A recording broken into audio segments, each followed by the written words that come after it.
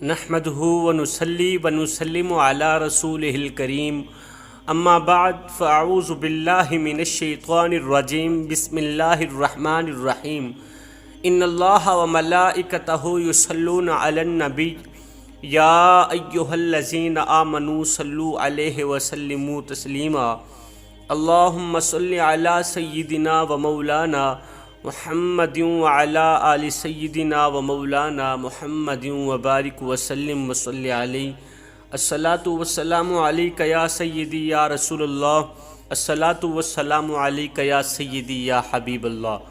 میرے محترم بھائیوں اور دوستو، انسان پر غربت اور تنگی کس وجہ سے آتی ہے اور کب آتی ہے؟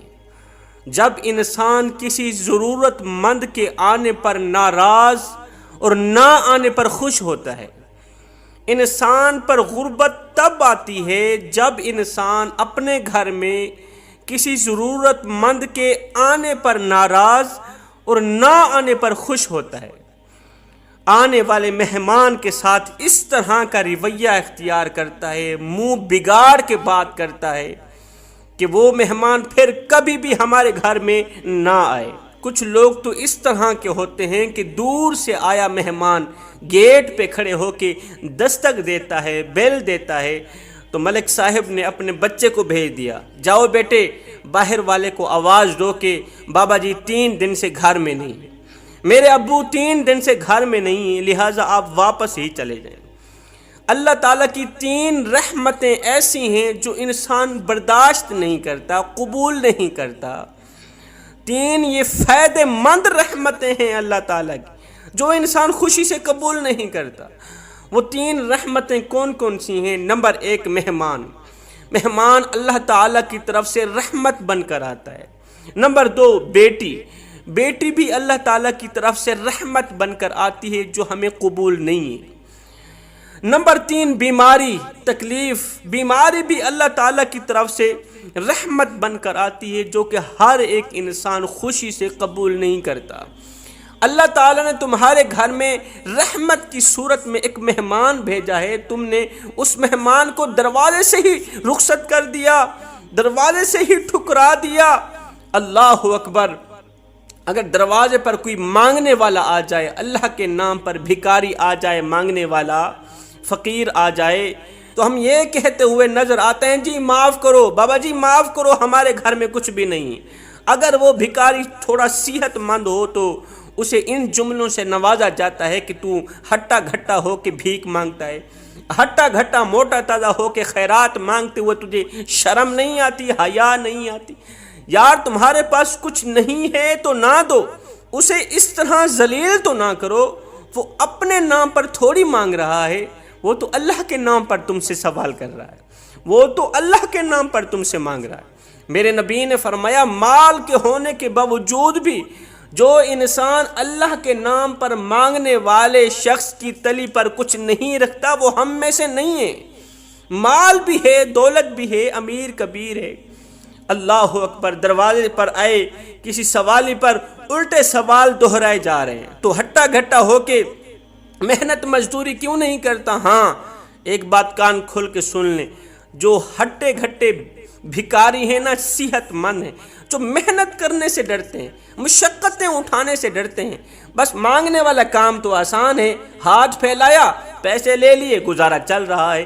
قیامت کے دن بھی یہ لوگ ذلیل و خوار ہوتے نظر آئیں گے، قیامت والے دن بھی یہ لوگ بھکاریوں کی صورت میں نظر آئیں گے، ان کو دردناک عذاب دیا جا رہا ہوگا، ان کی آنکھوں میں حیا نہیں ہوتی، ان کے اندر غیرت کا قطرہ بھی نہیں ہوتا۔ دیکھو جن کی آنکھوں میں حیا نہ ہو ان کا ایمان مضبوط نہیں ہوتا، ان کا ایمان بالکل ہی کمزور ہو چکا ہوتا ہے۔ جو انسان صحت مند ہے پھر بھی لوگوں کے آگے ہاتھ پھیلا رہا ہے، بھیک مانگ رہا ہے۔ حضرت علی رضی اللہ تعالیٰ عنہ بازار سے گزر رہے تھے، آپ کے سامنے ایک شخص آیا، صحت مند تھا، کہتا ہے اللہ کے نام پہ مجھے کچھ دے دو۔ اس نے کٹورا آگے کیا حضرت علی کے سامنے، کہا اللہ کے نام پہ مجھے کچھ دے دو۔ حضرت علی نے اس کا ہاتھ پکڑا، کلہاڑے والے کی دکان پر لے گئے، ایک کلہاڑا مل خرید کے دیا، ساتھ میں ایک رسی بھی خرید کے دی۔ فرمایا اے شخص اس طرح کیا کر، صبح سویرے جنگل میں جا کے اس کلہاڑے سے لکڑی کاٹ کے رسی کے ساتھ باندھ کے بازار لے آیا کرو، یہاں پر لکڑیاں فروخت کر کے اپنے بچوں کے لیے روزی روٹی کا بندوبست کیا کرو۔ اب اس شخص نے ایسے ہی کیا، صبح سویرے چلا جاتا، پورا دن لکڑیاں کاٹتا جنگل میں، محنت کرتا، شام کو وہ لکڑیاں بازار میں بیچ کے اپنے بچوں کے لیے روزی روٹی کا بندوبست کرتا۔ اس کا کام چلتا رہا، آہستہ آہستہ ترقی ہوتی گئی، آہستہ آہستہ ترقی ہوتی گئی۔ اس نے 2-4 ملازم ساتھ لگا دی۔ ایک دن حضرت علی رضی اللہ تعالیٰ عنہ اسی بازار سے گزرے، اس کا کاروبار چمکا ہوا تھا، ملازم کام کر رہے ہیں، وہ سفید کپڑے پہن کے بیٹھا ہے، یہ کرو وہ کرو۔ حضرت علی رضی اللہ تعالیٰ عنہ نے جب اس بھکاری کو اس حال میں دیکھا تو فرمایا، اے بندے، یہ دن ان دنوں سے اچھے نہیں ہیں جن دنوں تو خیرات مانگتا تھا، بھیک مانگتا تھا۔ یہ کام اس کام سے کہیں زیادہ عزت والا نہیں ہے، مقام والا نہیں ہے۔ آج تیرے نیچے 4-5 بندے مزدور نوکر بن کے کام سر انجام دے رہے ہیں اور تم مالک بن کے سفید کپڑوں میں بیٹھا ہے۔ یہ دن ان دنوں سے کہیں زیادہ اچھے نہیں ہیں جن دنوں تو ذلیل و خوار ہوتا تھا، خیرات مانگتا تھا، بھیک مانگتا تھا، کوئی دینے کے لیے تیار نہیں تھا۔ تو فرمایا، گھر پر آئے کسی بھی مہمان کو خالی ہاتھ واپس نہ بھیجا کرو، دروازے پر ہی اسے ٹھکرایا نہ کرو۔ مہمان جب گھر آتا ہے، جب مہمان کو تم اچھا رویہ دیتے ہو، محبت سے اس کا استقبال کرتے ہو، اسے خوش آمدید کہتے ہو، اسے کھانا کھلاتے ہو، اسے خوش کرنے کے بعد مہمان جب گھر سے رخصت ہوتا ہے تو وہ جو بھی دعا کرتا ہے اس کی دعا اللہ تعالیٰ رد نہیں کرتا، قبول کرتا ہے۔ آپ لوگوں کے حق میں اللہ تعالیٰ اس کی دعا قبول کرتا ہے۔ اور سنو، مہمان جب گھر سے رخصت ہوتا ہے تو وہ تمہارے گھر کی تمام چھپی ہوئی بلاؤں کو بھی ساتھ لے کے جاتا ہے۔ ذلیل مت کرنا چوکھٹ پر آنے والے کسی فقیر کو، ذلیل مت کرنا چوکھٹ پر آنے والے کسی سائل کو، اس لیے کہ وہ صرف خیرات مانگنے نہیں آتا، وہ دعا دینے بھی آتا ہے۔ اتنی بڑی قیمتی دعا تم نے 5 روپے دیے، 10 روپے دیے، وہ تم اتنی بڑی دعا دے کے جا رہا ہے جس دعا میں طاقت اتنی ہے، قوت اتنی ہے کہ جہاں پیسہ کام نہیں آتا، دولت کام نہیں آتی، وہاں دعا اپنا اثر ضرور دکھاتی ہے، وہاں دعا کام آتی ہے۔ ایک مالدار شخص تھا، وہ پیسے کو ہی سب کچھ سمجھتا تھا، وہ کہتا تھا جب پیسہ ہے تو سب کچھ ہے، سارے مسئلے آسان، ہر چیز آسان۔ اس کا ایک ہی بیٹا تھا، اللہ کا کرنا ایسا ہوا بیٹا بیمار ہو گیا، اتنا بیمار ہوا کہ بچنے کے قابل نہ رہا۔ ڈاکٹر کے پاس گیا، کہا میرے پاس جتنی دولت ہے، جتنا پیسہ ہے، سب کچھ لے لو، میرے بچے کی جان بچنی چاہیے، اسے کچھ بھی نہیں ہونا چاہیے، جتنا پیسہ مانگتے ہو مانگو، میں دینے کے لیے تیار ہوں۔ ڈاکٹر صاحب نے کہا، ملک صاحب، یہاں پیسہ نہیں چلے گا، یہاں تو دعا ہی چلے گی، دعا ہی تیرے بچے کی جان بچا سکتی۔ حضرت امام جعفر صادق رضی اللہ تعالیٰ عنہ فرماتے ہیں کہ میرے بابا حضرت امام باقر رضی اللہ تعالیٰ عنہ عورتوں کو درس قرآن دے رہے تھے، خوبصورت زندگی گزارنے کے طور طریقے بتا رہے تھے۔ میرے بابا نے فرمایا، اے اسلام کی مقدس شہزادیوں، زندگی میں کبھی بھول کر کے بھی یہ 3 گناہ نہ کرنا، کبھی بھول کر کے بھی یہ 3 گناہ نہ کرنا، اگر کرو گی تو یاد رکھنا تمہارے گھر سے خوشحالی اٹھ جائے گی، پریشانیاں جنم دیں گی، تمہارا سارا کا سارا گھر پریشانیوں کی لپیٹ میں آ جائے گا، غربت کی دلدل میں پھنس جائے گا، گھر میں رہنے والا ہر ایک انسان بے روزگار ہی بے روزگار دکھائی دے گا، رحمت کے فرشتے روٹھ جائیں گے، رزق بانٹنے والے فرشتے روٹھ جائیں گے۔ خدارا یہ 3 غلطیاں، یہ 3 اللہ کی نافرمانیاں کبھی بھی نہ کرنا۔ پوچھا گیا، حضرت وہ 3 خطرناک گناہ کون کون سے ہیں؟ فرمایا، نمبر 1، اپنے شوہر کی نافرمانی نہ کرنا، شوہر کی نافرمانی سے بچنا، کیونکہ شوہر کی نافرمانی بیوی کا جینا حرام کر دیتی ہے، دن رات بیوی کا سکون چھین لیتی ہے، قرار چھین لیتی ہے۔ جو بیوی شوہر کی نافرمانی کرتی ہے، ایسی بیوی کا ہر وقت، ہر گھڑی، ہر لمحے دل بے چین رہتا ہے، دل بے قرار رہتا ہے، دل بے اطمینانی کا سبب بنا رہتا ہے۔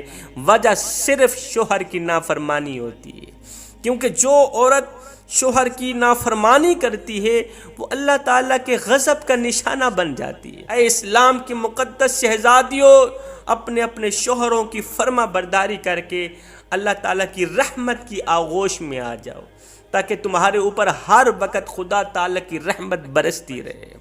فرمایا دوسرا گناہ کبھی بھول کر کے بھی خود کو دوسروں سے اعلیٰ تر اور دوسروں کو خود سے کم تر مت سمجھنا۔ حضرت موسیٰ علیہ السلام اللہ سے کلام کرنے والے، اللہ تعالیٰ سے میٹھی میٹھی باتیں کرنے والے، ایک دن اللہ تعالیٰ سے کلام ہو ہی رہا ہے، میٹھی میٹھی باتیں سنی جا رہی ہیں، میرے اللہ نے فرمایا موسیٰ ایک کام تو کرو، جاؤ اپنے سے کم تر بندے کو تلاش کر کے آؤ۔ اللہ کے فرمان کو سر آنکھوں پہ رکھتے ہوئے گھر سے نکلے۔ کہاں جا رہے ہیں؟ اپنے سے کم تر بندے کو تلاش کرنے جا رہے ہیں۔ جس کو بھی دیکھا اپنے سے افضل نظر آیا۔ ہائے سبحان اللہ، اتنی عاجزی، اتنی انکساری، کوئی بھی اپنے سے کم تر نظر نہ آیا۔ شام کو خالی ہاتھ واپس آئے۔ میرے اللہ نے فرمایا موسیٰ کیا بنا؟ یا باری تعالیٰ، میں نے جس کو بھی دیکھا ہے مجھ سے افضل نظر آیا ہے، مجھ سے اعلیٰ تر نظر آیا ہے، مجھ سے کم تر کوئی بھی نظر نہیں آیا۔ میرے اللہ نے فرمایا موسیٰ بہت اچھا کیا، اسی کے اندر ہی تیری عزت ہے، اسی کے اندر ہی تیری بھلائی ہے۔ اگر تو بکری کے ایک دن کے بچے کو بھی اٹھا کر لے آتا نا کہ یہ مجھ سے کم تر ہے، تو قسم ہے مجھے اپنی عزت اور جاہ و جلال کی، میں تیرے ساتھ کبھی بھی میٹھی میٹھی باتیں نہ کرتا، تیرے ساتھ ہم کلام نہ ہوتا۔ فرمایا کسی کو حقیر مت سمجھو، کسی کو اپنے سے کم تر مت سمجھو، ہو سکتا ہے اس کا اللہ کے سامنے مقام تم سے کہیں زیادہ اعلیٰ تر ہو۔ حضرت علی رضی اللہ تعالیٰ عنہ فرماتے ہیں جب رزق میں کمی ہونے لگے، جب حالات خراب ہونے لگے، تو فوراً ہی اسی دن سے ہی اپنا بچا ہوا رزق، دسترخوان کے اوپر بچا ہوا رزق، بچی ہوئی روٹی روڑی پر ڈالنے کے بجائے کسی ایسے گھر میں دے دینا جن کے گھر غربت کی وجہ سے 3 دن سے چولہا نہیں جلا، جن کے گھر غربت کی وجہ سے 3 دن سے چولہا نہیں جلا اور وہ 3 دن سے بھوکے ہیں، ان کا پیٹ روٹی مانگ رہا ہے، پھر تم دیکھنا کہ اللہ کی رحمت تم پر کس طرح متوجہ ہوتی ہے، تم اللہ تعالیٰ کی رحمت کی آغوش میں آ جاؤ گے۔ جو شخص یہ عمل کرتا ہے وہ ایسے سمجھے کہ اس نے دنیا میں ہی رب کو پا لیا، اور جس نے رب کو پا لیا اس نے سب کچھ پا لیا۔